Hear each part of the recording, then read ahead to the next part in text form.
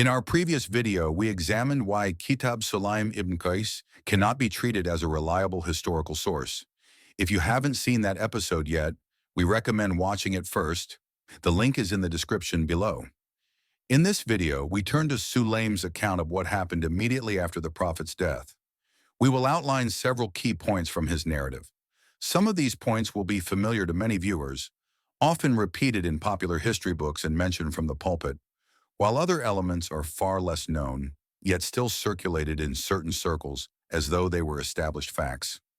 After presenting these key elements as they appear in Kitab Sulaim, we will compare them with what is found in major historical works that came after Sulaim. This will allow us to identify a core narrative that appears consistently across early sources and to distinguish it from additional claims and embellishments that gain popularity largely through Sulaim's narrative. Our aim is simple: historical clarity. What parts of the story are supported across multiple early sources, and which parts originate primarily in Kitab Sulaim, a book that has been critically examined, rejected, and warned against by a wide range of scholars. Let's begin. The account found in Kitab Sulaim presents an extremely dramatic and highly detailed sequence of events after the Prophet's death, beginning as a conversation between Salman al-Farsi and Ali. The style of the text is unusually elaborate and filled with vivid cinematic scenes with explicit, violent details. The sheer length, tone, structure, and content of the narration itself casts severe doubt on its authenticity even before considering the broader problems with the book. What follows is a condensed paraphrase of the major elements found in this narrative. We warn our viewers that this narrative contains some shocking and disturbing details, though we feel necessary to highlight them to expose the very nature of the narrative. The story begins with an extraordinary opening. Ali asks Salman if he knew who was the first person to give allegiance to Abu Bakr on the Prophet's pulpit. Salman replies that it was a disturbing old man, who Ali reveals to have been Iblis himself. According to the text, Iblis celebrated the abandonment of the Pledge of Ghadir and declared victory over the Muslim community. In the immediate aftermath of Saqifa, Ali takes action to gather support. The narration says he placed Fatima on a donkey, took Hassan and Hussein by the hand, and visited every veteran of the Battle of Badr to remind them of his right to leadership. Although many promised support, only 4 appeared the next morning. Seeing their withdrawal, Ali returned home and devoted himself to compiling the Quran in its revealed order. The situation escalates when Abu Bakr and Umar learn that supporters have gathered in Fatima's house. Umar arrives with armed men and threatens, "By God, you will come out and give allegiance, or I will burn the house." Fatima confronts him at the door, pleading with him to fear God. According to the text, the men set fire to the door and force their way in, while Fatima does not have her veil on. Dramatic scenes ensue as Fatima is wailing and crying out to her father and complaining against Abu Bakr and Umar as everyone around is weeping, except Umar and a couple other men. Inside, Fatima is struck, hit with a sheathed sword by Umar and lashed on the arm by Kunfud, and she is crushed behind the burning door.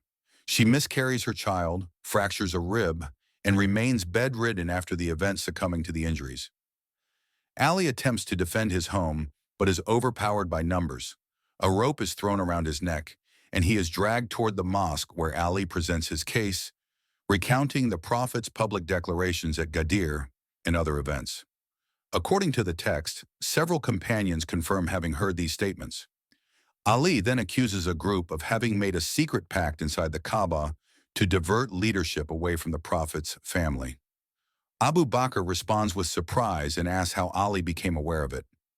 Ali reveals that the Prophet himself had mentioned this and presents witness for his statement. The narration then describes a tense confrontation. Umar threatens to kill Ali for refusing to pledge allegiance. Imam Hassan and Hussein standing nearby start to cry as Ali hugs them, saying that they cannot kill your father. The Prophet's wet nurse, Ayman, and a companion named Buraida speak out in Ali's defense, but are beaten and expelled. Finally, Ali is told to pledge or face execution. He stretches out his hand, rope still around neck, without opening his palm.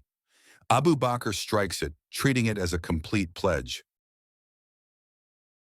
As we can see, Kitab Sulaim portrays the entire confrontation as a public ordeal, an event witnessed openly by the community. It is not depicted as a small dispute or a hidden altercation, but as a major and flagrant act of hostility against Ali and his household. Let us now move beyond Kitab Sulaim and examine what other early historical sources actually record. Before exploring the early historical sources, one clarification is necessary.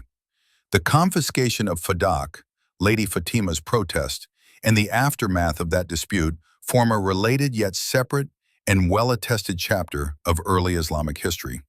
That issue stands on its own and is not the subject of our immediate discussion, though we will get to it at another point in this discussion series.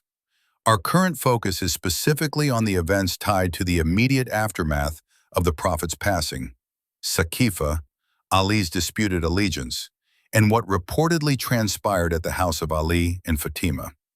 These two matters should not be conflated. It is worth noting that many modern Shia-Sunni polemical exchanges often mix these topics, sometimes intentionally, sometimes subconsciously, blending the Fadak dispute with the reports about the confrontation at the house. This conflation is fundamentally flawed, problematic, and makes it difficult to analyze either event accurately. Now that we have established this framework for comparison, we are ready to explore the historical sources. We will present this comparison in the next video in this series. Thank you for watching.